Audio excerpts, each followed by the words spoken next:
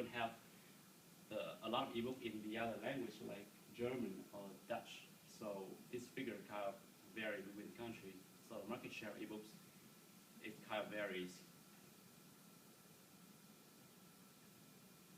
So in the next slide, I will define and will tell the timeline development of ebooks and e-readers.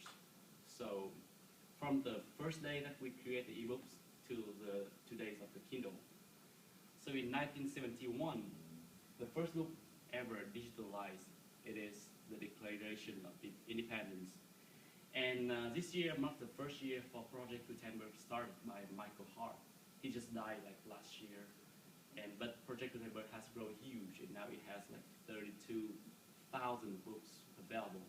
And Project Gutenberg actually, they provide the books digitalized for free, so anyone can download the books and read it. And as we know that the digital rights expire 50 years after the author's death, so we have a lot of books that is out of copyrights. In 1990, the first e-reader, the day that this man has been introduced by Sony. Actually, Sony is one of the first innovators in all kind of business, and they are the first mover in this e-reader market. The day that this man is considered a success, but actually with its high price tag of $550, its success cannot reach out of its home country in Japan. With the data, this man is thick and it's kind of have a small screen, and actually a person can use the button to search for ebooks and read it the screen. But the battery is kind of doesn't last long, and this use like a CD to read ebook. And CD is not really popular at that time, so the data is man is just like the first mover in the market.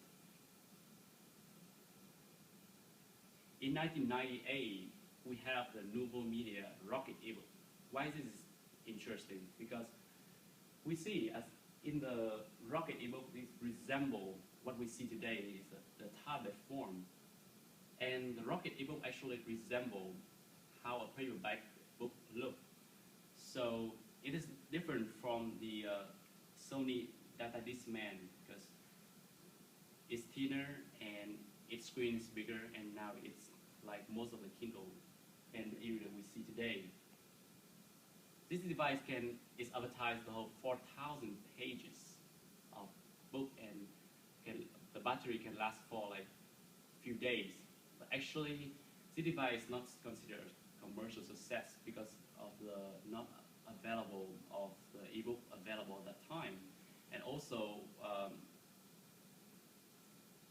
actually this device, using this device, you can download the book in online websites and put into this media without the needs for a CD.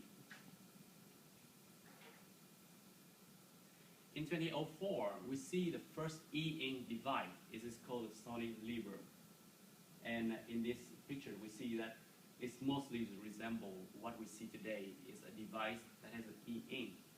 Why e-ink is important? Because e-ink is a new technology by e-ink corporations.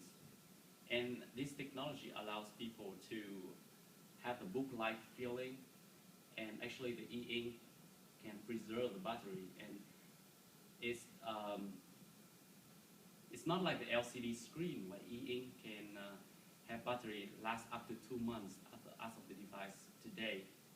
So the Sony Libre possessed the first e-ink device ever, and Sony is considered to be the first mover in this. Sony Libre is the predecessor for the Sony Reader we see today.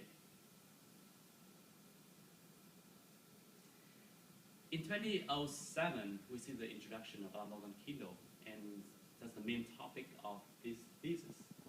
As we see, the first Kindle is kind of big, and it has a keyboard, and it's expensive too. However, this device is considered a commercial success. This device sells out within 5.5 hours of its introduction, and it is like very popular in the mass media also. So with this success, Amazon Kindle is very confident in introducing the next generation of the Kindle, and its huge ebook store ahead. So next section, I talk about the Kindle. In the picture, we see the latest Kindle. It is a Kindle Paperwhite, and this is what we see today. This is a Kindle with very thin battery, lasts up to 2 months, and with backlight, you can use it to read in the dark. So we talk about e-ink because Kindle is using e-ink, except for the Kindle Fire. So why e-ink is important? Because I say e-ink is like having a piece of paper that can be rewritten, erased, and rewritten an unlimited number of times. So it provides a book-like feeling and preserve the battery. And also the e-ink is very interesting because now most e-readers are using e-ink technology for its device. So with e-ink, it's different from the LCD screen. When you turn on and off, it's on and off. For e-ink, if you turn off it, it still remains and it doesn't cost battery. So next, I talk about the 5 forces that change the industry is in the e-reader market and relate to the Kindle. The first one is the barrier to entry. We see in the picture is a bill of materials for the Kindle Fire actually, and the cost is $174, including the label cost for $9 for manufacturing in China, and the Kindle Fire is sold at $199. So with the marketing cost, and shipping costs added, the Kindle is sold at its cost. However, most of the devices here are cheap and can be made by any manufacturer, so the barrier of entry is low.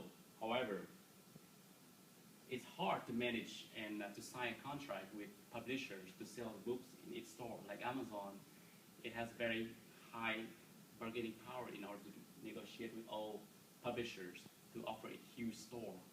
So we can say the barrier of entry to Kindle is low, but it's hard to make profit. First two, supplier bargaining power. So we have 3 suppliers for the Kindle, 3 majors. The manufacturer is Foxconn. Foxconn is a manufacturer for Apple, HP, Dell, and all companies in America. And they use the cheap label in China with technology by American companies to produce the device at lowest cost possible. However, as a low-cost provider, Foxconn doesn't provide much supplier bargaining power because of the reason that there are a lot of suppliers that can do the same job as Foxconn. So Foxconn has a low bargaining power. Technology is e-ink. E-ink is patented by e-ink Corporation. So there's a lot of devices using the e-ink. So e-inks actually possess a very high bargaining power.